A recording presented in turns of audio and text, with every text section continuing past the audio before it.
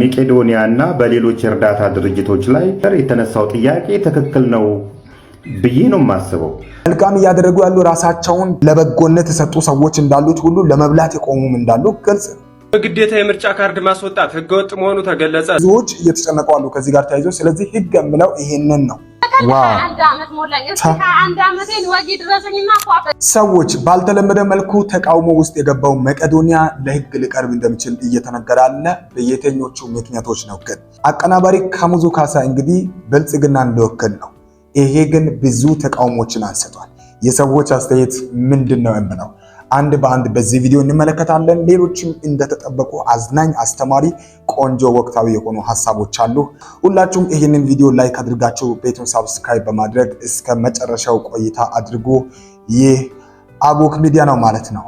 መቄዶንያ ምን ውስጥ ነው የገባው ጋይስ? በጣም በአስቸጋሪ ሁኔታ ውስጥ የገባ ይመስለኛል። አሁን እየተነሳ ካለው ነገር አንጻር እጅግ በጣም ፈተና ውስጥ ወድቋል መቄዶንያ። እስኪ ህግ ምን ይላል?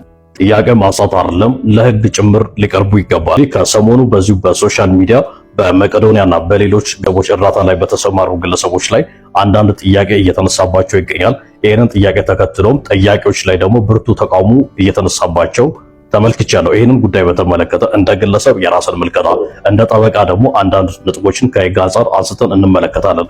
በተለይም ደግሞ እርዳታ ስራ ላይ የተሰማሩ ግለሰቦችን በምንመለከትበት ጊዜ ከሌላው ዓለም በተለየ እኛ ሀገር እነዚህ እርዳታ ስራ ላይ የሚሰማሩ ግለሰቦች የራሳቸው ስራ የሌላቸው፣ የራሳቸው ምንም አይነት የገቢ ምንጭ የሌላቸው፣ ሀብት ንብረት የሌላቸው ሆኖ እናገኛለን። የእርዳታ ስራ እንሰራለን ብሎ የሚሰሩትም ከሌሎች ሰዎች ገንዘብ ሰብስበው ገንዘብ አጠራቅሞ ባሻቸውና ደስ ባላቸው አካሄድ ለሌሎች ሰዎች ገንዘብ የሚያከፋፍሉ ሆኖ እናገኛቸዋለን። ከዚህም ባሻገር ደግሞ እርዳታ ስራ ላይ ከመሰማራታቸው በፊት ምንም ስራ ምንም ሀብት ንብረት በስማቸው ያልነበሩ ሰዎች፣ አንዳንዱ ደግሞ ክፍለ ሀገር ላይ ሞተረኛ ጭምር የነበረ አሁን ላይ ግን መኪና፣ ቤትና ሌሎች ንብረቶችን ይዘው አፍርቶ እናገኛለን። ስለዚህ ይሄ ነገር የሚያጠራጥር ስለሆነ ጥያቄ ማንሳት አግባብነት ያለው ነው ብዬ አምናለሁ። መንግስትም በዚህ ጉዳይ ላይ ጣልቃ ገብተው በተለይ ገንዘብ ማሸሽ፣ በህገወጥ መንገድ የተገኘን ገንዘብ ህጋዊ አስመስሎ ማቅረብና ሌሎች ወንጀሎች ላይ እነዚህ እርዳታ ላይ የተሰማሩ ግለሰቦች ሊሰማሩ ስለሚችሉ መንግስት በዚህ ጉዳይ ላይ ሲሪየስ የሆነ ክትትል ሊያደርግ ይገባል ብዬ በግሌ አምናለሁ። እየተነሳ ባለው ጥያቄ መሰረት ኦዲት ይደረግ፣ ገቢ ወጪ ይታወቅ፣ ሌሎች ገንዘቦች በየጊዜው የሚሰበሰቡ ገንዘቦች ከምን ላይ ዋሉ ያንን ሪፖርት አድርግ ብሎ ጥያቄ ማቅረብ ኃጢአት ወንጀልም አይደለም ነውርም የለውም ብዬ አምናለሁ። አመሰግናለሁ። ይህንን ተቃውሟቸውን ወይም ወዴት ነው ገንዘቡ የሚገባው፣ ማን ነው ይህንን ማኔጅ የሚያደርገው የሚለውን ጥያቄ የሚያነሱ ብዙ አካላት አሉ፣ በተለይ በሶሻል ሚዲያ። ይህንን ደግሞ የሚቃወሙ ሰዎች አሉ። በፍጹም በእነዚህ ላይ ለምንድን ነው የምትነሱት፣ ለምንድን ነው ዲስካሬጅ የምታደርጓቸው የሚሉ ሰዎች አሉ። ለእነዚህ ሰዎች እንግዲህ ወጪና ገቢያቸው ቢታወቅ ከዛ ሪፖርት ቢደረግ እያንዳንዱ ነገር ለህዝብም ይጠቅማል። እንዲሁ ደግሞ የሚረዱ አካላትም አግባብ ባለው መንገድ ዳይሬክት በህዝቡ ዘንድ ታውቆ እርዳታቸውን የሚያገኙበት ሂደት ይኖራል የሚለውን እየተናገሩ አሉ። እሱ ብቻ አይደለም። በተለይ ሌቦችን በማጋለጥ እንግዲህ በጣም በሶሻል ሚዲያ ታዋቂ የሆነ አንድ ሰው አለ። እሱም የራሱን ሐሳብ ሲሰጥ እስኪ ምንድነው ያለው? በመቄዶንያና በሌሎች እርዳታ ድርጅቶች ላይ ሰሞኑን እዚህ ሶሻል ሚዲያ አካባቢ ሲናፈስ የነበረው ነገር የተነሳው ጥያቄ ትክክል ነው ብዬ ነው የማስበው። ምክንያቱም ከተነሱ ሐሳቦች መካከል የሁለቱን እንኳን ብናየው የመጀመሪያው እንደዚህ መቄዶንያ ያሉ የእርዳታ ድርጅቶች ከልመና ይውጡ ነው። ሙሉ ለሙሉ ከልመና መውጣት አይችልም። ቢያንስ የሆነ ገቢያቸውን ራሳቸው ያመንጩ ነው። ይሄ ሐሳብ መቄዶንያን ከመጥላት ወይንም ክፋት ከማሰብ የመነጨ አይደለም። እንዳውም እኔ መቄዶንያን የሚወዱ ሰዎች ናቸው ነው የምለው። ሌላኛው በቦርድ ይመራ ነው፣ ኦዲተብል ይሁን ነው። አንድ የእርዳታ ድርጅት ስትራክቸር ይኑረው ብሎ ጥያቄ ማንሳት ይሄም ከክፋት የመነጨ አይደለም። ምክንያቱም በአንድ ሰው የሚመራ ነን ፕሮፊት ኦርጋናይዜሽን ያ ሰውዬ የሆነ ነገር ችግር ቢያጋጥመው አብሮት ይፈርሳሉ።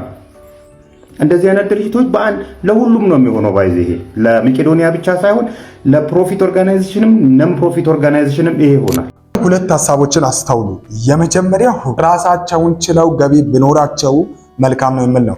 ይሄ ባይዘወይ ተቋማት እንዲቆዩ እንዲቆሙ እንዲጠነክሩ የሚያደርግ ሐሳብ ነው። በመጀመሪያ የእውነት ይሄንን ማድረግ ለምሳሌ የእርዳታ ሂደቶች ቢቋረጡ ሰው ቢገግም እነዚህ ተቋማት ወዴት ነው መሄድ የሚችሉት? አማራጭ አላቸው?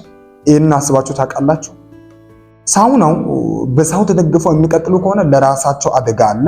ከዚህ አንፃር ተቀመጥ አንዱ ነው። ሁለተኛው ደግሞ በቦርድ የሚመሩ ከሆነ በእርግጠኝነት የሆነ ድርጅት የሚያስተዳድር አካል ቢያልፍ ተቋሙ የመቀጠል እድል አለው። እነዚህን ነገሮችን ማንሳታቸው በጣም ተገቢ አይደለም ብሎ መናገር እንደኔም አስቸጋሪ ነው የሚሆነው። ግን አሁን እያደረጉ ባሉት ራሳቸው ቤት ሌላ እያለን ከመነጋገር ይልቅ በእነዚህ መንገዶች ራሳቸውን እንዲያደራጁ መርዳት ብንችል ባይነኝ ነኝ። አሁን እነዚህ ሰዎች በእነሱ ነው የሚረዱት። አዎ ልክ ነው፣ እውነት ነው። ግን በእነሱ በሚረዱበት ሂደት እነዚህን ነገሮችን ግልጽ አለማድረግ ሊያስጠይቃቸው ይችላል። ወጪ ገቢያቸው በየጊዜው ካልታወቀ በተለይ እንደኛ ሀገር ያለው የቻሪቲ አካሄድ በጣም አስቸጋሪ ነው። መልካም እያደረጉ ያሉ ራሳቸውን ለበጎነት የሰጡ ሰዎች እንዳሉት ሁሉ ለመብላት የቆሙም እንዳሉ ግልጽ ነው። ይህንን አንወሻሽ፣ ይሄ እውነት ነው። በቃ ሌላኛው እየሰማን ያለነው ከኢትዮጵያ ምርጫ ቦርድ ጋር ተያይዞ በጣም ብዙ ነገሮች እየተሰሙ አሉ። ከነዚህ ደግሞ አንዱ የአቀናባሪ የካሙዙ ጉዳይ ነው። እስኪ ምን እየተባለ ነው? አሁን ምሽት በተሰማ መረጃ ካሙዙ ሀገራዊ ምርጫ ላይ ይወዳደራል ተባለ። እኛ አቀናባሪ ካሙዙ ካሳ የካ ክፍለ ከተማ ላይ ምርጫውን ይወዳደራል ተብሏል። ብልጽግና ፓርቲ ለአዲስ አበባ ምክር ቤት እጩ አድርጎ ካቀረባቸው ግለሰቦች መካከል አንዱ አርቲስት ካሙዙ መሆኑ ታውቋል። አርቲስቱ በዚህ መልክ ከቀረበ በኋላ ወይም አርቲስት ካሙዙ ማለት ነው እንደምታወቀው አቀናባሪ በመሆን በዘፈን ስራዎች ነው የሚታወቀው እና በተለይ ብዙዎችን በማብቃት ይታወቃል። ይሄ ግልጽ ነው። ነገር ግን አሁን ሊወዳደር ሲመጣ በጣም ትልቅ ጥያቄ ይነሳል። ይሄ ጥያቄ የብዙዎቻችሁ ነው ብዬ አስባለሁ። እስኪ አንድ ጥያቄ በሶሻል ሚዲያ ተነስቷል ከዚህ ሰው ጋር ተያይዞ ይሄንን ጥያቄ ለሁላችሁም ግልጽ አድርግና የእናንተን ሀሳብ ትሰጡበታላችሁ። ካሙዙ ካሳ ብልጽግናን ወክሎ ለአዲስ አበባ ምክር ቤት የካ ክፍለ ከተማ ላይ እጩ ተወዳዳሪ ነው። ጥያቄ እሱ አይደለም። የካሙዙ ካሳ የትምህርት ደረጃ ምንድን ነው? አልገባኝ። መካከለኛ የሚባል የትምህርት ደረጃ ምንድን ነው? እስከ ስንት ነው? ከ1 እስከ 8 ነው? ከ8 እስከ 12 ነው? ከ12 ደግሞ ዩኒቨርሲቲ ግራጁዌት ነው? በእርግጥ የዩኒቨርሲቲ ምሩቅ ቢሆን ኖሮ በግልጽ ይቀመጥ ነበር። ከ9 እስከ 12 ነው ወይ ደግሞ እስከ 8ኛ ክፍል ነው ወይ ደግሞ ለመንጃ ፍቃድ የሚያበቃ ብቻ ነው መካከለኛ የትምህርት ደረጃ። ለምርጫ ሲያወዳድራሉ ያበቃ ምን የትኛው ነው እርከኑ? አፍሮበት ነው የትምህርት ደረጃውን 8ኛ ክፍል ነው 10ኛ ክፍል ነው? በግልጽ መቀመጥ አይችልም ወይ? መካከለኛ የሚባል የትምህርት ደረጃ ሳለው እኔ ስለማላቅ ነው። እስቲ የምታውቁ ሰዎች ኮሜንት ሴክሽን ላይ መካከለኛ የሚባል የትምህርት ደረጃ እስከ ስንት ነው? ሶሻል ሚዲያ ላይ አንዳንድ ጊዜ ምን አይነት ሰዎች እንዳላቸው ራሱ ነው ማሰብ ነው የሚከብደኝና መካከለኛ የትምህርት ደረጃ ይላሉ። እውነቱን ለመናገር ግልጽ አይደለም። ይሄንን አንክድም፣ ግልጽ አይደለም። መካከለኛ የትምህርት ደረጃ እስከ ስንት ነው? እስኪ እናንተ ሀሳባችሁን አጋሩ። አንድ ፓርቲን የሚወክል አካል የትምህርት ደረጃው በግልጽ መታወቅ የለበትም ወይ? አይ ዶንት ኖ። ይሄንን እናንተ ተወያዩበት። ግን ይሄ ጥያቄ ብዙዎች ጋር ተነስቷል። ወዴት እየሄድን ነው? ምንድነው እየሆነ ያለው? ምን እየተደረገ ነው? ማን ነው ይህንን እያደረገ ያለው የሚል ጥያቄ ብዙዎች ጋር ይነሳልና ለማንኛውም እናንተ እስኪ ከዚህ ጉዳይ ጋር ተያይዞ ምንድነው የምትሉት? መካከለኛ የትምህርት ደረጃ የሚባለው ውስጥ ይታወቃል? እስኪ ሀሳባችሁን እንድታጋሩ ለመጠየቅ እፈልጋለሁ። ሌላው እንግዲህ ከምርጫ ጋር ተያይዞ መነጋገሪያ የሆነው ምን እንደሆነ ታውቃላችሁ? ብትሰሙ ትደነግጣላችሁ። ምርጫ ጣቢያዎች በየቦታው ተቋቁመዋል፣ በየሰፈራችን ማለት ነው። እና በግዴታ እና ምርጫ ምረጥ እየተባላችሁ ነው። ለእናንተ ቆንጆ የሆነ ዜና ስሙ። በግዴታ የምርጫ ካርድ ማስወጣት ህገወጥ መሆኑ ተገለጸ። ዜጎች የምርጫ ካርድ እንዲወጡ በተለያዩ አገልግሎቶች አማካኝነት ተጽዕኖ መፍጠር በአዋጅ ተቀባይነት የሌለው ተግባር መሆኑን የኢትዮጵያ ብሔራዊ ምርጫ ቦርድ አስታውቋል። ማንኛውም ዜጋ የምርጫ ካርድ የማውጣት መብት እንጂ የመገደድ ግዴታ እንደሌለበት ተገልጿል። የቦርዱ ሰብሳቢ ሜላተወርቅ ኃይሉ በአንዳንድ አካባቢዎች በየሰው ቤት እየተሄደ የሚደረግ የካርድ ማስወጣት ጫና በአስቸኳይ እንዲቆም ማሳሰባቸው ተሰምቷል። ማንኛውም ዜጋ መብቱን የመጠቀም እንጂ የመገደድ ግዴታ የለበትም ተብሏል። አቤት አቤት ህግ ይመቸኛል። አንዳንዴ ስላችሁ ለዚህ እኮ ነው በጣም ነው የተጨነቅነው። በሰፈሩ ለማለፍ የተቸገሩ ሰዎች እንዳሉ ታውቃላችሁ። በፍላጎታችን ነው በቃ ማድረግ የምንችለው። ይሄው ህግ አለ። ስለዚህ እባካችሁ በየሰፈሩ የምታስገድዱን አትንኩን። ብዙዎች እየተጨነቁ አሉ ከዚህ ጋር ተያይዞ። ስለዚህ ህግ የምለው ይሄንን ነው።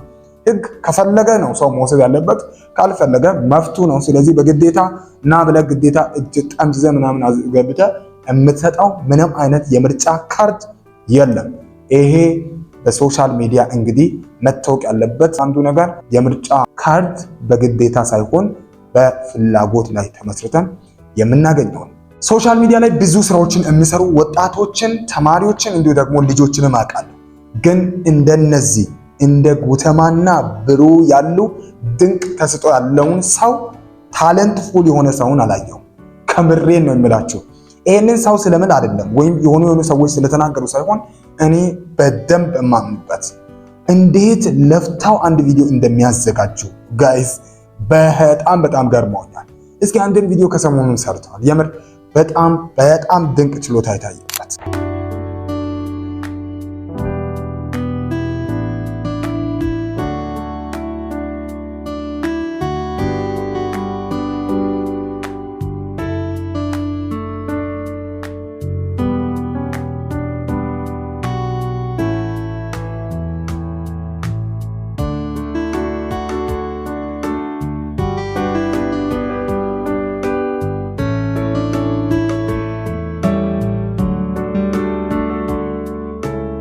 ይሄ የሚያሳየው ለጦርነት የተከፈለውን ዋጋ በትልቁ የሚያሳይ በተለይ ባለፈው በኢትዮጵያ ታሪክ ውስጥ ከተፈጠሩ ክስተቶች መሃል የሚያወሳውን ነው የሰሩት ማለት ነው። ምን ያህል ዋጋ ከፍለው ነው ይህንን በዚህ ቦታ ተገኝቶ መስራት፣ እያንዳንዷን ቅጽበት ቀርጾ ማዘጋጀት እንጃ በጣም ትልቅ ዋጋ የሚያስከፍል ነው።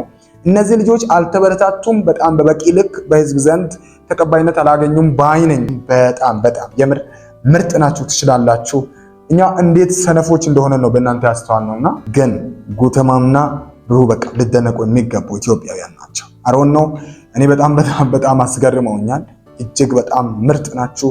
አንደኞች ትልቅ ኢንዱስትሪን መመስረት የሚችሉ ወጣቶች እንደሆኑ ተሰምቶኛል። በመጨረሻ በጣም ያስደነቀኝን የ21 ዓመት ሴት የልደቷን አከባበር ላሳያችሁ። Everyone is my birthday. And the 21 ዓመት ሞላኝ። እስኪ 21 ዓመቴን ወጊ ድረሰኝና ፏፈሽ ልበል። ላይፍ ቱ ሾርት እንግዲህ ምርጫዬን ያደረኩት ግሪን ኢትዮጵያን ግሪን ሬስቶራንት ነው። ያት እኔ ልጠይቃችሁ የፈለኩት ወይም ለእናንተ ላቀርብላችሁ የፈለኩት በዚህ ቪዲዮ እሷ ኦልሬዲ ለማስታወቂያ ነው ይሄንን ቪዲዮ የሰራችው። ግን 21 ዓመቴን እንደ ሰው እኔም ወግ ደርሶኝ 21 ዓመቴን የማከብረው ብላ ነው ይሄንን ቪዲዮ የሰራችውና እና የመጀመሪያ ኮሜንት ምን እንደነበረ ታውቃላችሁ? 21 + 21 42 ዓመት የምን ነበርና እውነቱን ለመናገር እቺ ሴት 21 ዓመቷ ነው። እኛ ሀገር ለምን እንደሆነ አይታወቅም እድሜን መደበቅ በተለይ በእድሜ ላይ የሚደረግ ግፍ በጣም እየበዛ ነውና ይሄ ሁሉ የምትመለከቱት በቃ ማት እንዳለ ከአንደኛ ክፍል እስከ 11ኛ ክፍል እስከ 12ኛ ክፍል ምናምን የተለማመደበት ነው የሚመስለው። ያው ይሄም ኮሜንት ሙሉ ለሷ የተጻፈ የማት ልምምድ ይመስለኛል። ፊዚክስም ማትስም የተቀላቀለበት ይሄም በጣም የሚገርመው ማለት ነውና በጣም ነው ያነጋገረው። አሁን እንደ ቀልድ አናይም ይሄንን እውነታውን። እቺን ሴት አይታችሁ 21 ዓመቷ ነው ትላላችሁ ወይ? የእናንተ ሐሳብ ምንድነው? በሶሻል ሚዲያ ከሰሞኑን መነጋገሪያ የሆኑ ነገሮችን በዚህ መልክ አነሳን። በሌላ ቪዲዮ ቆንጆ እንዲሁ ደግሞ ወቅታዊ በሆነ መረጃ እስክንገናኝ ሰላማችሁ የበዛ ይሁን። እንወዳችኋለን። ይህ አቦክ ሚዲያ ነው። ሳብስክራይብ በማድረግ ቤተሰብ ሁኑ። መልካም ቆይታ